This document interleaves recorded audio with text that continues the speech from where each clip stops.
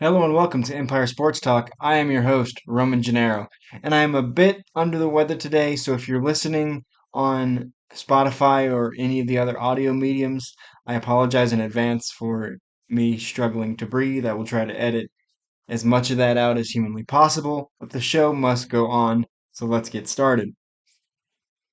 First and foremost, the MLB trade deadline has come and gone, and I could sit here and talk about all the trades that have happened, and we'll probably touch on some of them, but I want to talk about some of the storylines and someone who did not move.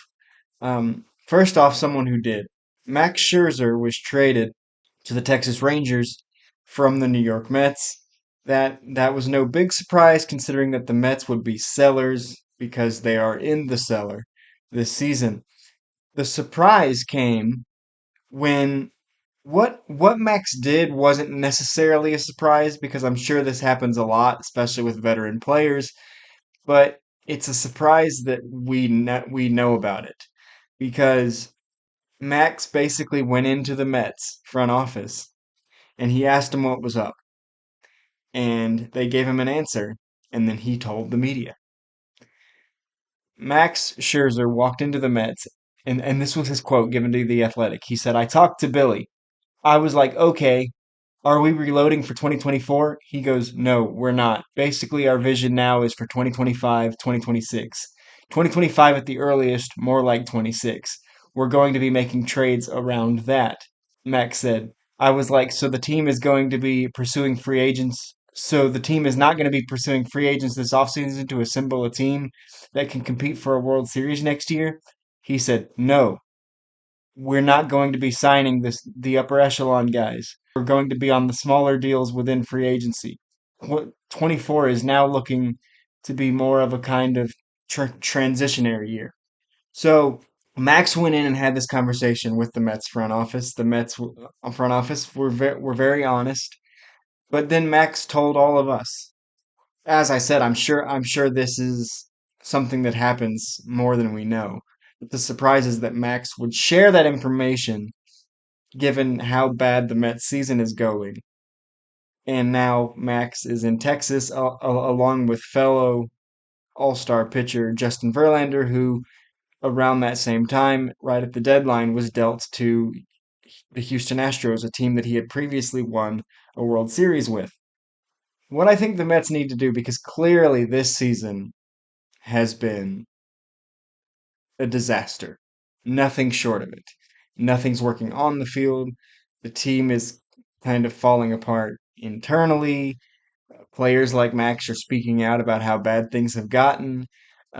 Clearly, Buck Showalter will be done after the year, and this statement proves that they're not trying to win this year, and they're probably not going to win next year. So what I would say would happen was you've traded Justin Verlander, you've traded Max Scherzer. Now what you need to do is just tear the whole thing down. Trade Pete Alonso, trade Jeff McNeil, trade Brendan Nimmo, and don't waste the primes of these guys who, and I say this carefully, probably don't want to stick around for that. Maybe they do. Freddie Freeman was a guy who wanted to stay in Atlanta during the rebuild because he wanted to be there on the back end. No one in New York has said that. Now you could argue that Brandon Nimmo basically said it when he signed a free agent deal, which I believe was worth for 7 years with the Mets. But also, going into this year, with how vocal Steve Cohen has been about spending all the money he needs to build a winning team, and how good that team looked on paper, Brandon Nimmo wasn't signing up for what we're seeing on the field. Brandon Nimmo was signing up for what the Braves are doing, what the Rangers are doing, what the Astros are doing, what the Rays started doing before they've since fallen off a bit. They've been basically a 500 team since starting 21-9. But that's what Brandon Nimmo was signing up for long term, not an absolute disaster. And no, they're not in dead last. That's Washington. But I think with the expectations Washington had versus the expectations that New York had, Washington's thrilled with where they are. They're on the way up. New York is a dumpster fire. And so I think it was very interesting to see a big name guy like Max Scherzer be very candid about a conversation he had with a major franchise, a major New York franchise. And they said, yeah, we're probably not winning for another 2 years. So then in that case, don't waste Pete Alonso. Don't waste Brandon Nimmo, Jeff McNeil. The guys that are in their primes, don't waste Francisco Lindor. Trade them. If it's truly transition, if it's truly rebuild, do it. That's what a rebuild is shipping off the guys that could bring you the most compensation and capitalizing on that. The reason Freddie Freeman was not part of the rebuild sell off was because he was young enough to still be, he wasn't in his prime yet, and he said he wanted to be part of it. So they were able to hold on to the young guy, who then became the cornerstone of that rebuild and ultimately won the championship in 2021. So so the Mets need to tear it down. They've admitted, they didn't admit publicly, Max did, but they've admitted to their star pitcher that it wasn't working and that they weren't going for broke either this year or the next year. Tear it down. Pete Alonso could get a lot on the market. Brandon Nimmo not as much, mostly because who would absorb the contract he just signed? Jeff McNeil, great utility guy, super underrated guy. I think those are three guys that are going to get you huge returns. Francisco Lindor, again, it's about the contract. It's about how he plays. His play's been up and down since he's been with New York. But those are four guys that could get you significant returns. If you're serious about this being a full rebuild, then make it a full rebuild. The other thing, the Mets didn't do much. They obviously didn't buy at the trade deadline. They sold at the trade deadline. The other New York team, the Yankees, did nothing, which was a bit more of a head scratcher than the Mets being sellers because we all saw that coming. Because the Yankees are in a division where all five teams are above 500. Obviously, the Orioles are the best team in that division, one of the best teams in baseball, but you also have the Rays, the Blue Jays, who are more than t- all more than 10 games above 500. You have the Red Sox and Yankees who are straddling 500, but they're above 500. The Yankees are still better than the AL Central leading Minnesota Twins. So the AL wild card is wide open. Getting to the wild card and maybe facing Minnesota, that you could that's I don't want to say that's an easy win, that's disrespectful, but that would be better than playing Texas or Tampa or Baltimore. I'll say, and it's an accessible victory. So the fact that a team like the Yankees, who have a bunch of assets, who have a bunch of great players, and just need one run, one good week to get the ball rolling, didn't go out there and make a splash. They were linked to Cody Bellinger for a while, but the Cubs have since come to life and are making a playoff push of their own. So the Cubs ended up not being sellers. But the fact that the Yankees couldn't close a single notable deal when the bottom part of the AL playoff picture is wide open, it didn't make sense to me.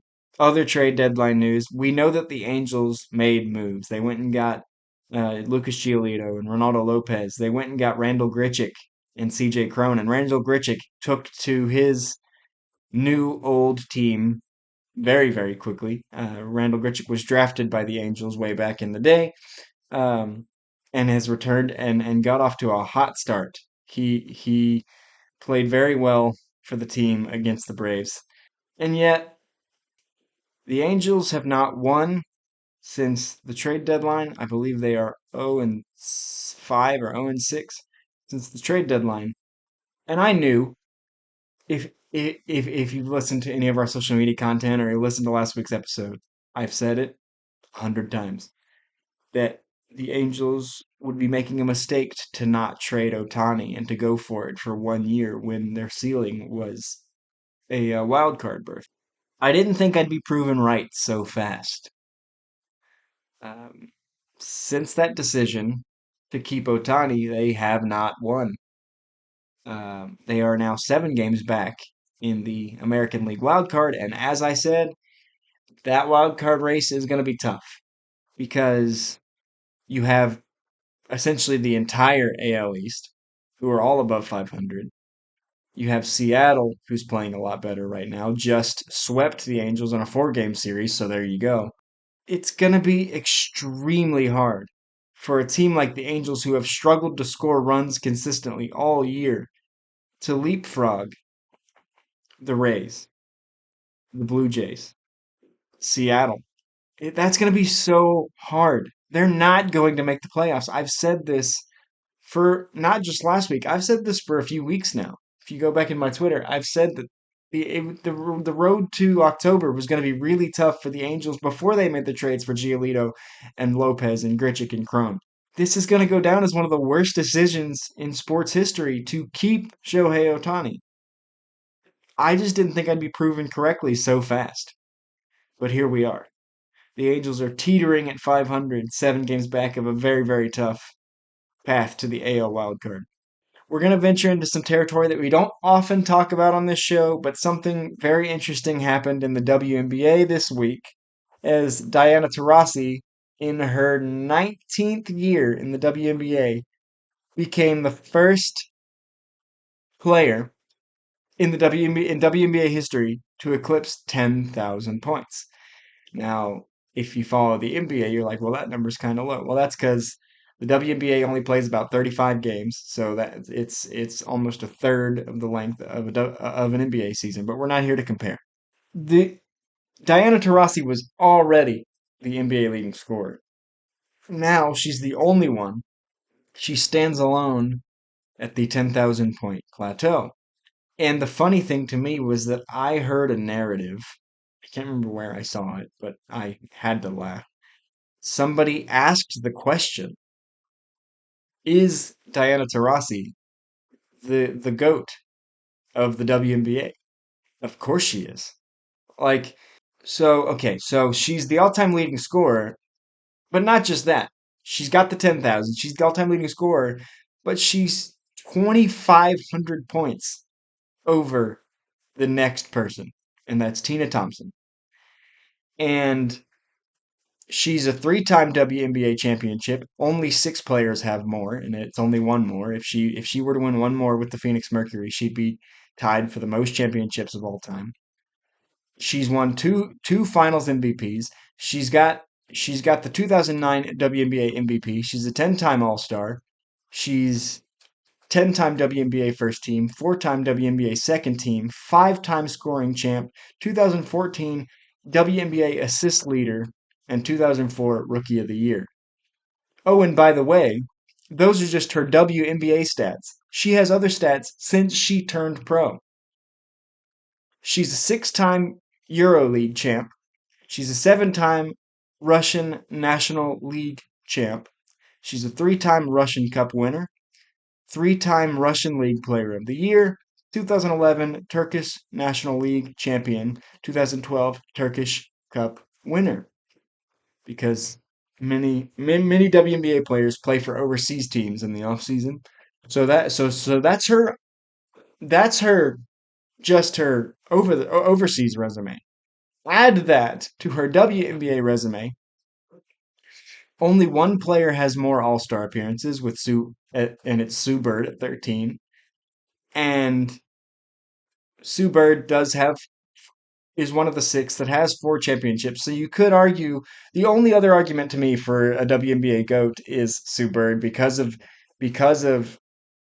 those 4 championships. But she's 7th in scoring, which is 3,200 behind Diana Taurasi. And Diana Taurasi does have that assist title from 2014, proving that she's not just a scorer. So And you go back to college where she was teammates with Sue Bird and she won 3 national championships. There is no argument here. The only person with 10,000, she's 2,500 and counting over the next closest person in career points. Diana Taurasi is obviously the greatest of all time in women's basketball, and she has been for a while because I think she broke the scoring record a couple of years ago. So she has been for a while. So the fact that even after this 10,000 plateau, people are like, is she the greatest of all time? Yeah. Like, we asked the question, is LeBron the greatest of all time? Is Michael Jordan the greatest of all time? Because there's a debate to be had, there's a discussion to be had. One look at this resume, one look at the only name on the list of 10,000 points, and it's clear there's no discussion to be had. It's Diana Taurasi. Diana Taurasi could go on the list of the greatest winners of all time in sports. She could go on a list with Bill Russell, with Tiger Woods, with Jack Nicklaus, with Venus and Serena Williams, with Tom Brady as one of the greatest winners in professional sports ever. So there's no conversation. Diana Taurasi is the greatest of all time. I want to issue a congratulations to her for eclipsing the 10,000 point mark, the first to do so. Next, I want to shift to another topic that we don't often discuss on this show because I admittedly don't know as much about it as I'd like, although I'm always willing to learn. The NHL. And specifically, what I want to talk about in the NHL is this year, the NHL and the NBA have often run parallel. Their seasons are the same length, they start and end at the same time, their championships are at the same time, their drafts are at the same time. So, while the world was focused on the NBA draft and the utter supernova that was the prospect of Victor Wembanyama, what slipped under the radar for many was the fact that hockey had seen a similar player be drafted at the same time. Connor Bedard is seen as one of the greatest prospects the NHL has ever had, right up there with Connor McDavid, who has now won multiple MVPs, multiple All Stars. He's living up to that moniker. Sidney Crosby, who's one of the greatest players that we've seen. But now here comes Connor Bedard. The Blackhawks were awarded the first pick, and he's going to be in Chicago. What I like most about Connor Bedard is not how good of a player he is, and he really, really is. It is it's his humility, and humility has seemed to come up a lot as a topic for me this week. So this is fitting. Connor Bedard's humility is something to marvel at.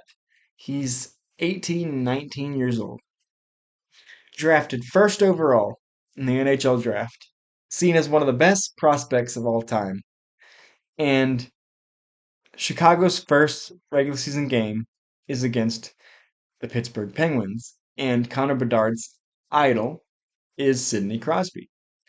So Connor Bedard had this to say on Chicago's first game being against the Penguins. He said, "If I'm able to make the squad come October, Sidney Crosby is my idol ever since I can remember. That'd be unbelievable." Let's reread the first half of that quote. If I'm able to make the squad. If. Connor Bedard is taking nothing for granted. And this is not the first time he has said that. When he was first drafted, on draft night, in his introductory press conference, every time he's had the chance, he said, if I make the team. If I make the team. The best prospect we've seen possibly ever in the National Hockey League is concerned about being cut. Professional sports don't have that kind of humility anymore. You get guys who know they're good, and so sometimes they don't play as hard. And oftentimes, the sport will wash them out. The sport will humble them. You see that more often in football and baseball, where there's more players on a team than you do in basketball. But it's not. But basketball is not immune to it either. Baseball will humble you really fast. As Ted Williams once said, he said, my profession is the only one where you can fail 7 out of 10 times and be considered really good at your job. I'm paraphrasing, but that was the gist of his quote. Baseball humbles you really quick. Football humbles you really quick. One good hit, and that's your welcome to the NFL moment. Everybody has it. Everybody has a welcome to the NBA moment. Go listen to retired players talk about theirs. Professional sports are humbling. So it helps to walk into it that way. And what we're seeing from Connor Bedard saying, if I make the team, if I'm able to put in enough work, if what I give is good enough, I'll be ready to play. That is a kid who says, I'm going to show up day one and work so hard. And he doesn't have to say it directly. This is how he says it. If I'm able to make the team, it'll be awesome. His humility tells you that he will probably outwork anyone else in that locker room, probably outwork anybody else on that ice. And I, for one, am so looking forward to seeing what that kid brings to the city of Chicago. That is a proud hockey town. It's a proud sports town. We talked a little bit about Chicago last week. Cubs shortstop Dansby Swanson has talked about how professional sports are a little bit bigger in Chicago than in his home state and his former stop of Georgia, of Atlanta.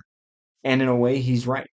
Atlanta loves the Bulldogs, and it loves the Braves, but there's not as much fanfare for the Hawks, for the former NHL team, the Thrashers, which tells you the point. The point.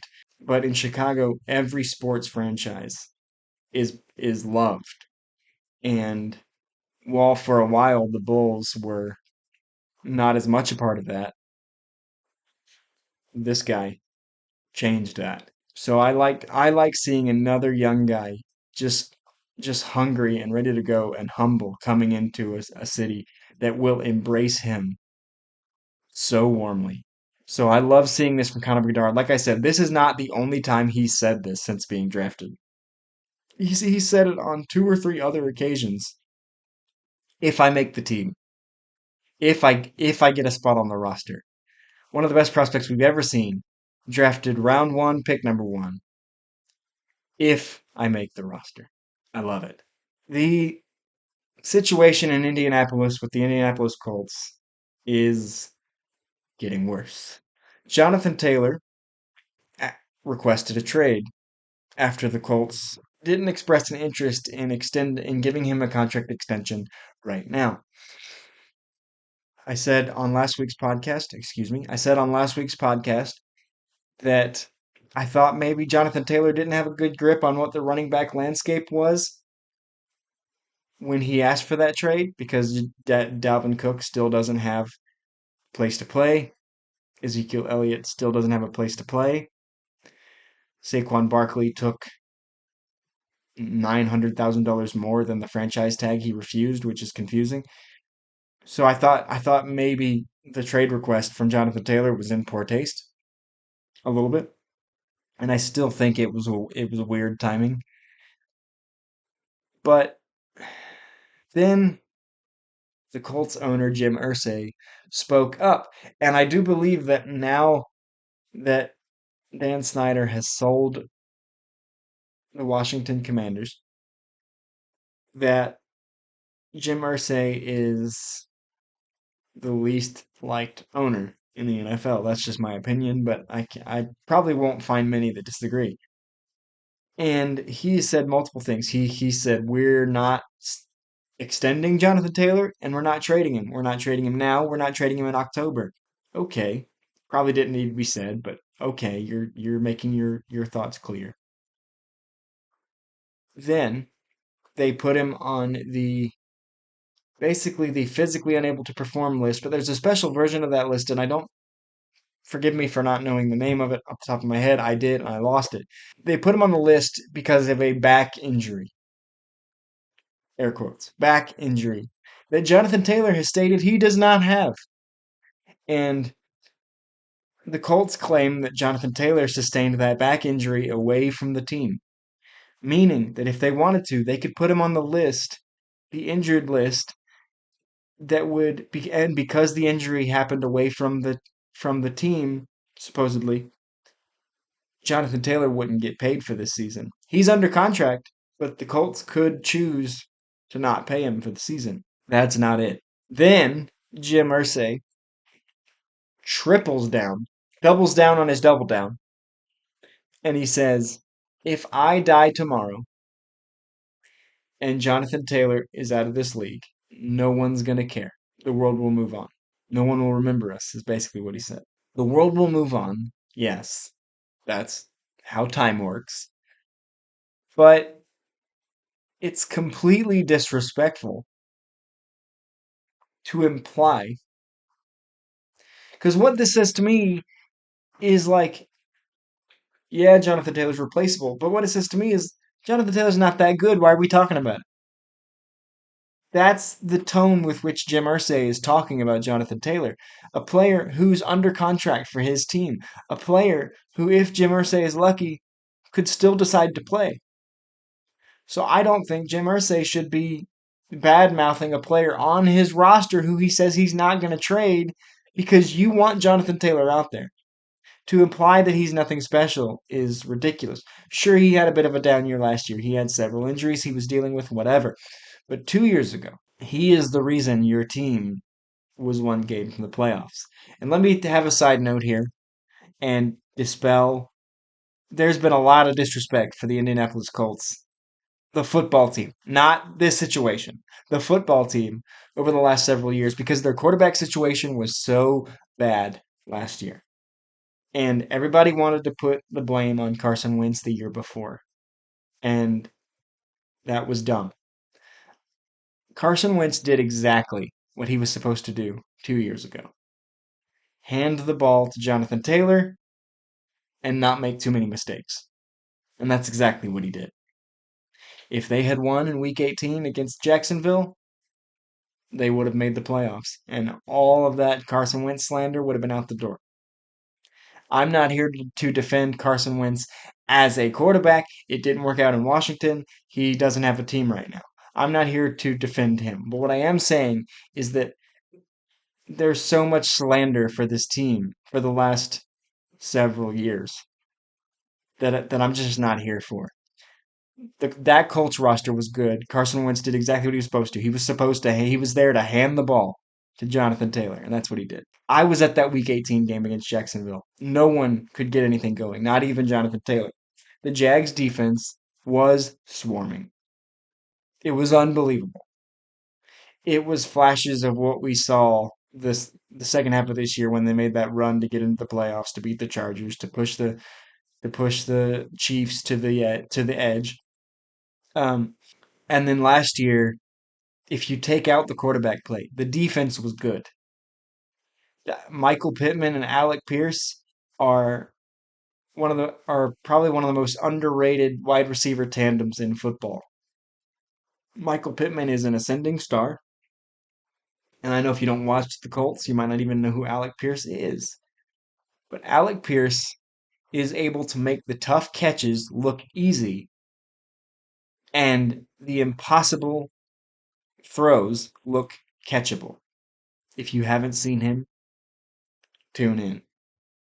Alec Pierce and Michael Pittman are two of the best, like one of the most underrated tandems in the NFL. The the defense kept them in a lot of games that the quarterback play should have kept them out of.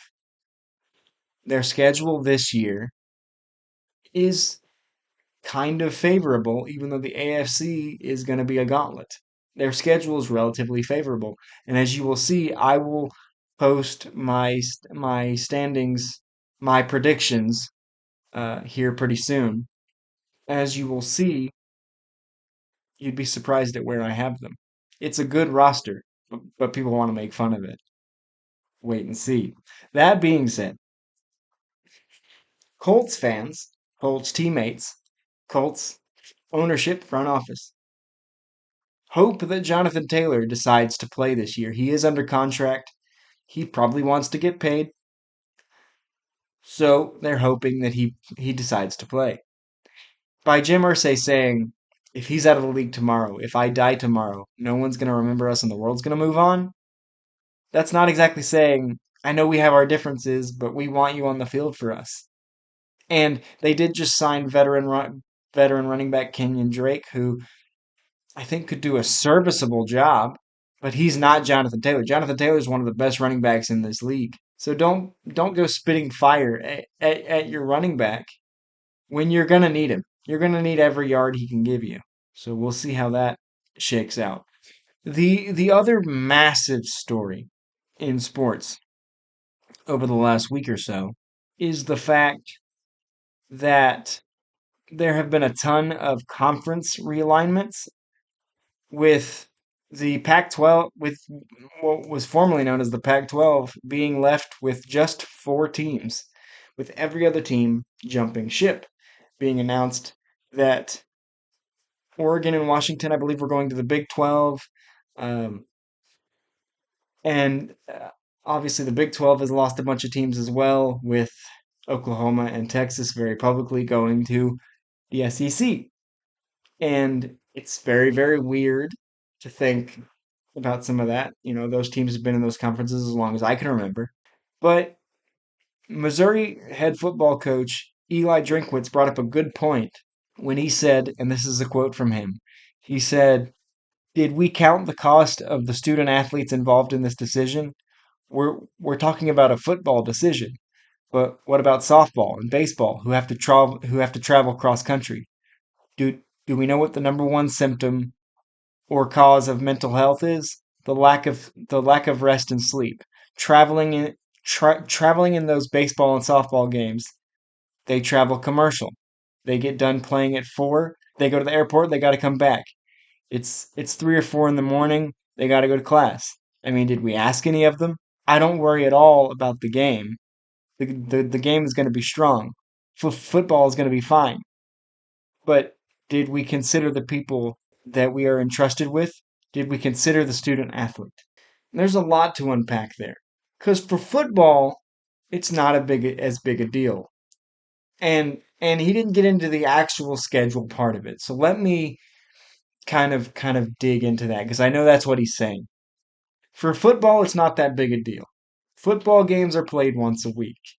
And I heard somebody this morning talk about how the college game is becoming the pro game and that they travel everywhere. It's no big deal. But going back to college, football games are once a week. Plenty of time to rest, to get back home. If you fly on planes, great. But baseball, softball, even basketball, track and field play multiple times a week. Baseball plays usually one or two weeknight games and an entire series on a weekend. And softball, the same thing. So if, let's say, and I'll get into this in a minute as well. Let's say, you know, Oklahoma is in the SEC next year, and the baseball team has to go to a conference game or a conference series in Tuscaloosa, as opposed to a conference series in Lubbock or in Stillwater, Oklahoma. That's a lot different. And at least the college that I went to, they didn't fly. They were on buses. They had to sleep and do homework on buses, on hours long car rides. Now, we're talking bigger schools and bigger conferences. They have the money to deal with it. But Coach Drinkwitz is right. This was a football decision. This didn't factor in the tennis teams, the golf teams, the baseball teams, even the basketball teams. But let's go back to football for a second, because I mentioned that I would talk about the distance and the mileage. So even once a week, these are student athletes. They have classes. So once a week for football makes sense. On a Saturday, they have classes to go to. And if you're an athlete, you can get excused from classes, but you still have to make up tests and quizzes and assignments. But you can get excused from your classes. But if you're not there for the class, then you have to have a classmate who oftentimes, for athletes or other athletes, fill you in on what you missed. So, Norman, Oklahoma, which is the site of the University of Oklahoma, we're going to use Oklahoma as an example, just for, and not just for football, but for all sports to see how drastic a change this is that no one's talking about. Norman, Oklahoma, to Lubbock, which is where Texas Tech is, one of the former Big 12 rivals of Oklahoma, is 330 miles away, or about 5 hours and 20 minutes. So that's a hefty bus ride. If you fly, it's not too bad. But 5 hours and 20 minutes, it's a good ways. That would be a conference game. That would be middle of the season. That would be, if you're playing baseball, that would be a 3 game series or softball. Now, let's take two of Oklahoma's new conference partners. And I can't remember if they're going to align Oklahoma and Texas in the West or in the East. So I took one from each. So let's imagine a conference schedule where Oklahoma plays Alabama at Alabama, or the other way around, because whichever one the visiting team is, they have to travel the same way, so it affects them. But let's say they have to go to Tuscaloosa for a November night game in Tuscaloosa. Norman to Tuscaloosa is 720 miles, or 10 hours and 31 minutes. Compare that to Oklahoma traveling to Texas Tech. That is twice the distance. That is twice the time. That is twice the energy, twice the fatigue on the student athlete. Now, let's take that a step further. Let's assume that Oklahoma gets lined up in the SEC East and has to go face Florida in Gainesville. Alabama and Florida are right next to each other state-wise, so maybe it's not that far away. Wrong. Norman, Oklahoma to Gainesville, Florida is almost 1,200 miles. It's 1,193 miles, or 17 hours and 24 minutes away. And that is by bus. Yes, some of these teams might use it's by bus or car. Yes, some of these larger schools might use planes, but it's still a distance that these players have to sleep, eat, rest, do homework, study, any number of things that they could have had in their own beds, in their own dorm rooms, in their own homes, in their own apartments, with their friends, with their families, that they now can't have because conferences are realigning for money. It doesn't make sense for Oregon to play Ohio State. It doesn't make sense for Washington to play Michigan or Minnesota.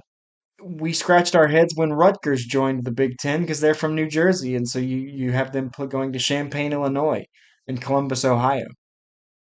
Didn't make a lot of sense.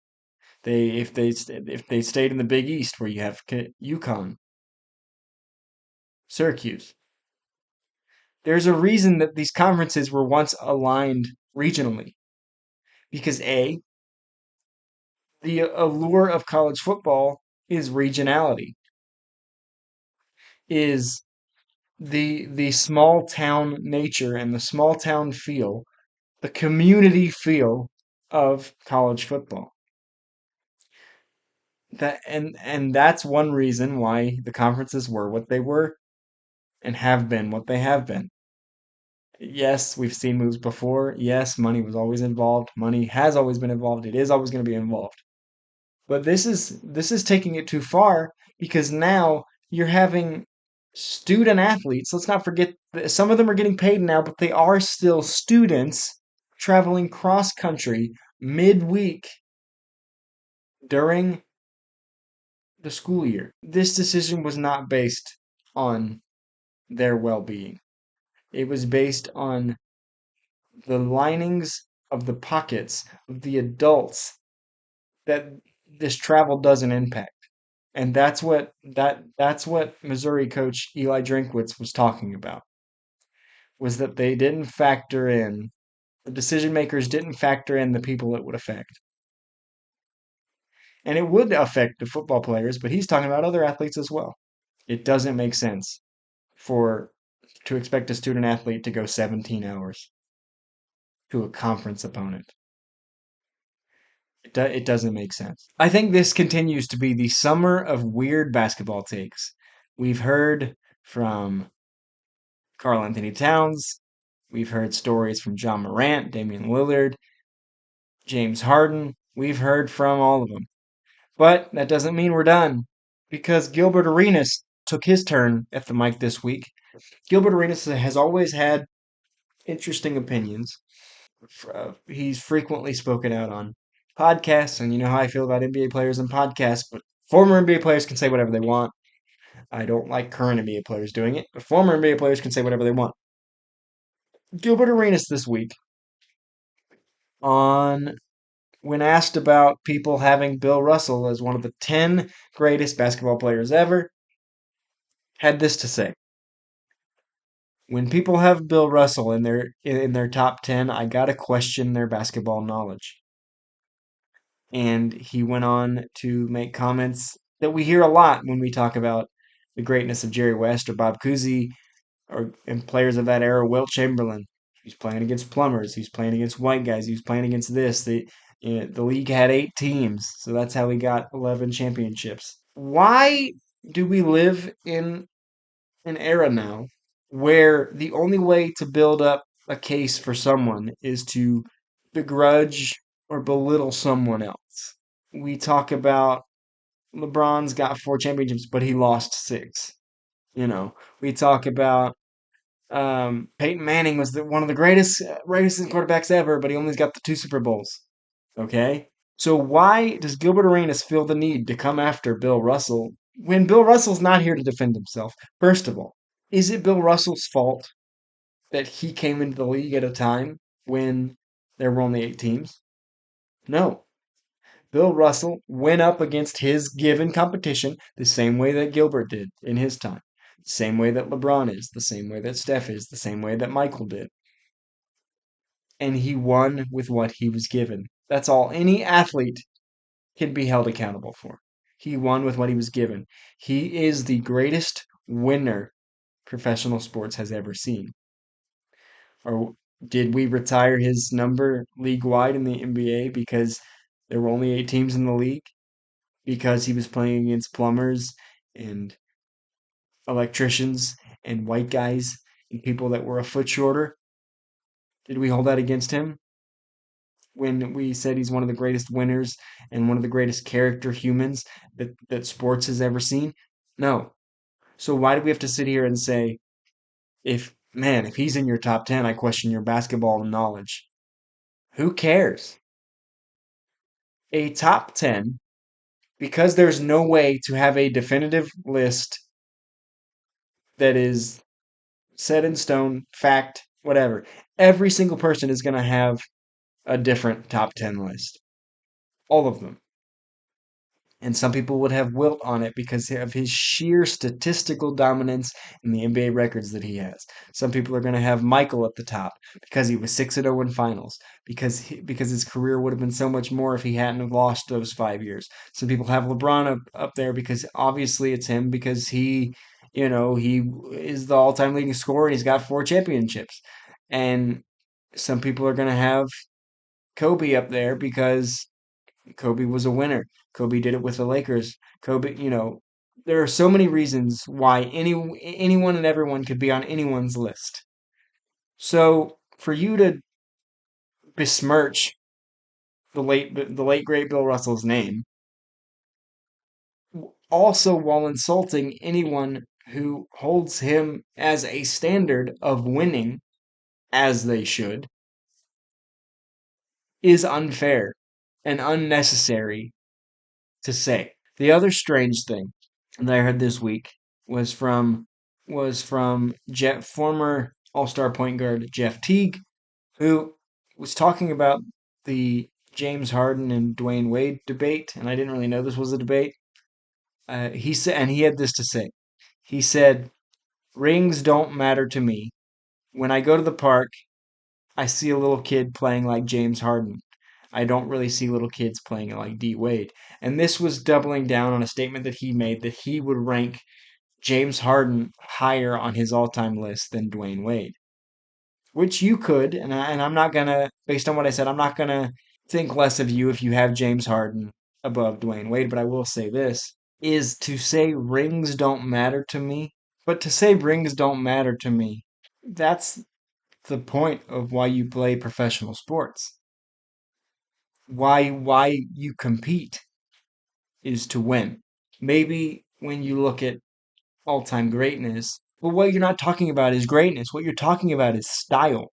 What you're talking about is flash. And nobody had more style. Nobody had more swagger. Nobody had more imitators than Allen Iverson. Does he have a championship? Does he have any rings? Is he in anyone's top five? He's in some top tens, but that raises eyebrows to some. I wouldn't put him in the top 10. I wouldn't put him in the top 15. I'd put him in the top 5 most influential athletes of all time. But that doesn't mean he's better all time than Michael, LeBron, Kobe, Wilt, Bill Russell, Shaq, Kareem. People that took the competition in front of them and beat it. James Harden has never made it to an NBA Finals. James Harden is fun, but James Harden, like Carmelo Anthony, like to some extent Kevin Durant, that's a longer story. Don't come for me. Is a scorer, and that's it. James Harden needs help. Carmelo Anthony needed help. And Carmelo Anthony also never won, which is why Carmelo Anthony isn't going to go above all time, isn't going to go above the likes of Shaq, Hakeem Olajuwon, Isaiah Thomas, Michael Jordan. He's not, because they're winners. So, and to compare that, Dwayne Wade, yes, he won 2 championships with LeBron James, Chris Bosh, but he won before that as a third-year player with his running mate being Shaquille O'Neal, who was past his prime. Not far past, he was still very, very, very good. I'm not coming for Shaq, but that Heat team was good. But Dwayne Wade was the leader of that team. Dwayne Wade won by himself, ish, depending on how much credit you want to put on Shaq there. James Harden hasn't done anything. He has an MVP. Congratulations. To say rings don't matter to me, then what does? Does it make you feel better to say that, considering that Jeff Teague's only ring came late in his career with the Milwaukee Bucks when he was a minor role player? Does that make Jeff Teague feel better to say rings don't matter? Sure.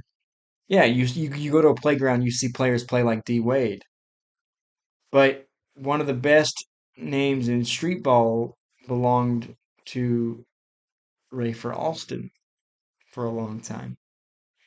And he came into the league with the Magic and he helped them to the NBA Finals. I believe strongly that if Stan Van Gundy hadn't tried to force a newly healthy Jameer Nelson back into start the starting lineup for the finals when the Magic were clicking so well with Ray Ralston as the starting point guard, they would have beaten the Lakers in 2009. But People played like Rafer Alston is a guy from the playground. Playing on the playground is about flash. It's not about substance, it's not about winning. It's about who can look the coolest. And if you're doing step backs and crossovers like James Harden, you look pretty cool. But what looks cooler than crossovers and step backs is lifting a trophy at the end of the year. So Jeff Teague is wrong, and I'm a big fan of Jeff Teague. I was a big fan of those Hawks teams that he led to the playoffs. I was a big fan of that group. But in this instance, Dwayne Wade over James Harden all time. I don't think either one of them are top 15, but that's just wrong. It's wrong. That's all the time I have for you. Thanks for putting up with me while I'm a little bit under the weather. Sorry again for any sniffles and anything you may hear. Um, Please check us out on our socials and our YouTube channel, Empire Sports Pod, on all socials. We have a lot of content coming out, a lot of good stuff. Please check us out. Give us a follow. Give us comments. Let us know what you like, what you don't like. We have some new stuff coming. We have some interviews in our new space. You see a little bit of it here, but when we have interviews in here, you'll see the rest. This has been Empire Sports Talk, my mom's favorite podcast. Today's a good day to go 1-0. I'll see you next time.